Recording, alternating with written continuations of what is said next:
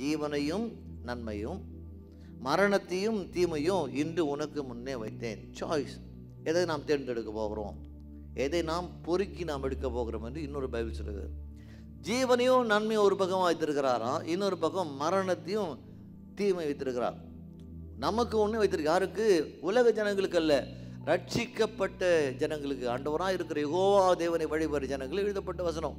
அதனால் நாம் ஞானமாக நாம் இருப்போம், மனசிவோம், நல்லதை நன்மையை நாம் தேர்ந்தெடுப்போம்.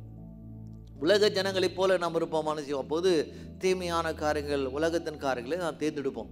விசுவாசிகளாக இருக்கிற நம்முடைய வாழ்க்கையிலே நமக்கு முன்பாக அங்கே செய்கிறது இப்படி ஜீவனையும் நன்மை வைத்திருக்கிறார். அதனால் விசேஷமாக என்ன செய்யணும், உங்களுடைய எதிர்காலங்கள், படிப்பு, வாலிப்பிள்ளைங்க எதிர்காலம் எல்லாவற்றையும் உங்களுக்கு முன்பதாக வைத்திருக்கிறார். நீங்கள் கர்த்தருக்கு பயந்து கீழ்ப்படிந்து நீங்கள் வாழும்போது அப்போது நாம் நன்மை